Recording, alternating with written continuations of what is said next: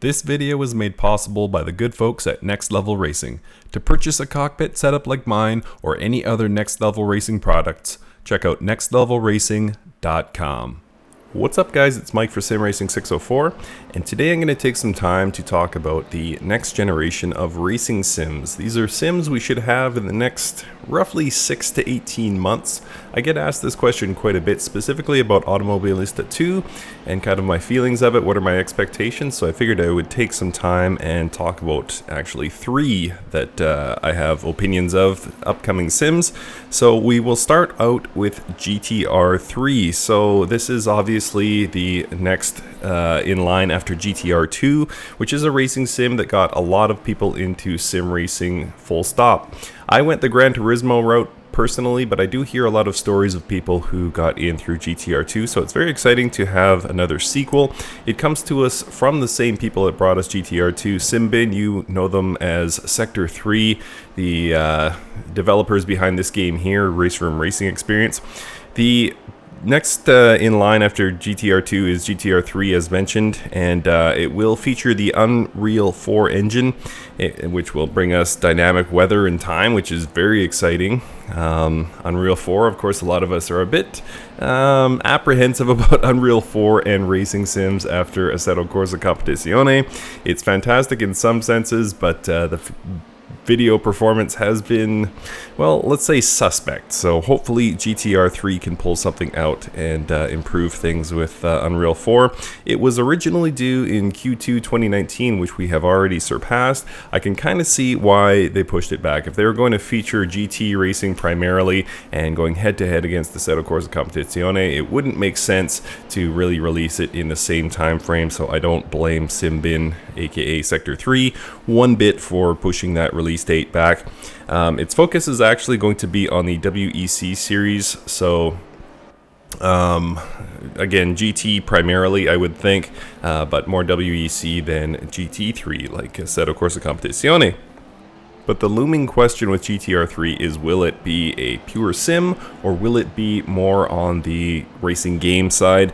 And Chris Speed, the CEO of Simbin Sector 3, said, quote, "We know from our race room experience that people sometimes find it hard to get into the simulation side of things. We want people to pick up the game, enjoy it, and have a good feeling about playing a racing game."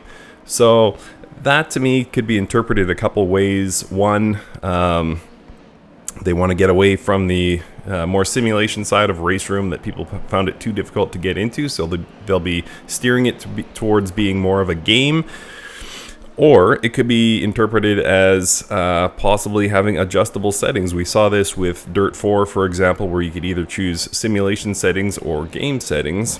So it's possible that they want to give you that entry-level experience, but also package it with available simulation options. So we'll wait and see on that. It's already overdue. I suspect we will have it by year's end. So the next game we'll talk about is Project Cars Revolution, which could be Project Cars 3, but it sounds like they're going to go with the name Revolution. Ian Bell, who's the CEO of Slightly Mad Studios, went on a mini Twitter rant the other day talking about how great PC3 is going to be and used the word revolution as a pronoun. And also we saw when they were promoting their console, there was a Project Cars Revolution game screen shown. So we believe that the third installment will be called Project Cars Revolution. It'll be for PC definitely, and possibly if they can get the funding again for their Mad Box or whatever they choose to call their console, you may have it on a special console as well. We probably will expect this towards the end of 2020, maybe into 2021. We're hearing that it will be more focused and more fun. More fun is of course very subjective, but the more focused is interesting because Project Cars 2 did so much, and at times I would say it stretched itself pretty thin. So if they can kind of focus down, maybe choose a bit less content, styles, game setups, things like that, and just focused it in and really did a few things very well, it could be great. Or at least that's what my thinking was. But Ian has also said that there will be no reduction of content or no intentions of reducing content. So who knows? Maybe they just won't add very much content. Maybe they'll keep a lot of the content from Project Cars 2 and just really dial it in and make it feel better. We will see. It's been described as a spiritual successor to Need for Speed Shift, but with all of the sim goodness. So we will see. That's a very interesting statement. I don't know where it's going to go. My suspicion is that it will be an improved version of Project Cars 2, probably with some cool new cars, but there's a lot I would say they need to work on, and there's a lot of things that I hope they don't focus too much on. For example, the graphics. I think it's absolutely gorgeous. Let's not focus on that. Let's try and get that force feedback dialed in my opinion. The key focus will be on fun. I think overall this is going to be a great title. I'm a fan of Project Cars 2. That's not to say it's not without its shortcomings, but I believe that a more focused version, if they could take the content they already have and just focus on force feedback and get some actual sounds from these cars, I think you would be well on your way to having one of the great sims available. And finally, the sim that I get asked the most about, Automobilista 2. So we are probably, they're saying 5 months, but knowing software releases, it's probably more like 7 months away from releasing, but we should have Automobilista 2 very soon. And I'm excited about this one. When I talk about Automobilista, you guys know that I really love this sim. It comes together nicely, great force feedback, great AI. The graphics obviously are now a generation behind and there's no VR, but they will be using, for the second installment, they will be using the Madness engine from Slightly Mad Studios, so those same graphics I was just praising with Project Cars 2 will be coming to AMS 2. That's awesome. What a great collaboration. It seems like a perfect marriage of studios, if I'm being honest. A lot of the shortcomings of Project Cars 2 are the strengths of AMS, and conversely, a lot of the weaknesses of AMS are the strengths of Project Cars 2. So I think if those two studios can have a collaborative, session and good working relationship, I think it'll be magic. I think it'll be really, really great.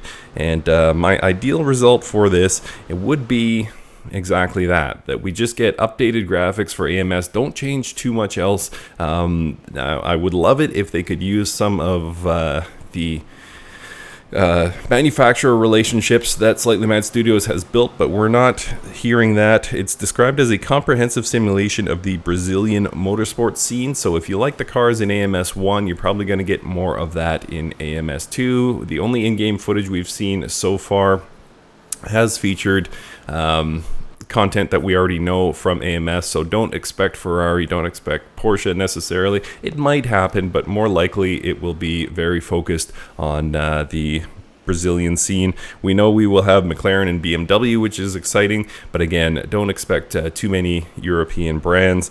Brands Hatch Imola are confirmed, and we have weather and time being dynamic thanks to that Madness engine. So very exciting stuff here, guys. It's going to be a great next 18 months in sim racing. There's a lot of great titles to come. Let's hope for mod support in a lot of these titles. I think that's what's made some current gen sims kind of timeless, so let's hope some of these have it. Let me know in the comments, please, what are you excited about? Thank you guys so much for watching, and we'll see you next time.